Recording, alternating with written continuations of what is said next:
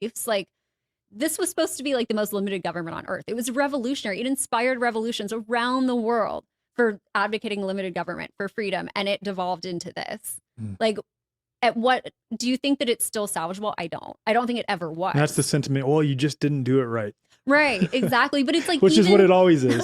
Just do it. We just have to try it with my people in power. If we get the people I think are fit to rule power, it'll be fine. But you look at the history and it's like, as soon as the government was created, the quote founding fathers, which means such a creepy term, but like they were violating it.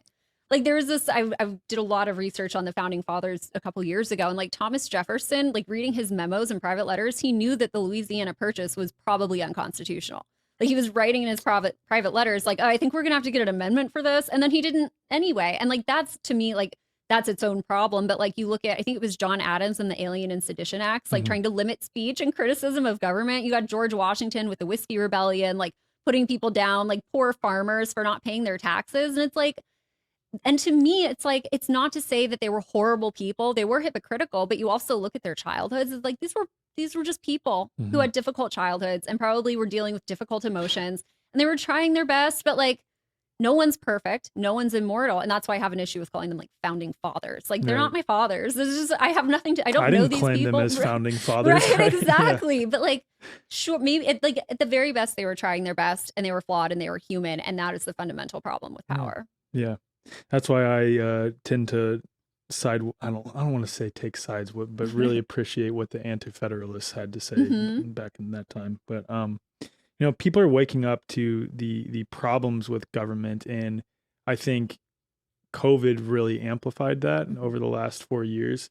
And I don't, there's no implications here in what I'm about to say surrounding what RFK is or is not, or a libertarian candidate. I mean, I just interviewed Michael Rectenwald the other day, who I appreciate, by the way, because he basically said, yeah, I'm running for president to use the platform to show how the state is fundamentally corrupt. I'm like, dude, I appreciate that. I love that. But the thing that is frustrating is that as people are starting to wake up to the problems with government, then another candidate comes in who I think people are now latching onto and latching back on to hope that they can save the system from the inside. Do you think there's any viability in that? And that's, again, assuming that votes even matter and assuming that it's not, you know, you consenting to slavery, et cetera, et cetera.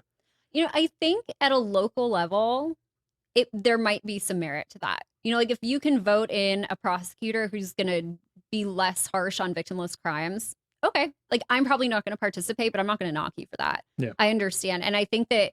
Like, do you know Renette Sinham? Are you familiar with her? She was the mayor of Nevada City in California, and she is a voluntarist.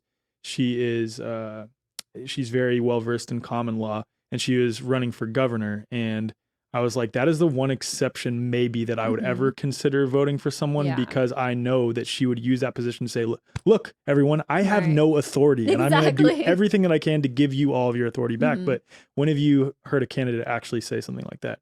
Right. And like, that's the thing too, is, and I'm outside of, like, I believe her intentions, and I believe that, like, I think there are people who would be like uncorruptible, but I think, like, especially at a federal level, at a state level, you can get into it for the right reasons, but either you're going to be like Ron Paul, who, like, his great power of being in Congress was that he spread the message. It wasn't that he was actually like blocking government action, because you can't.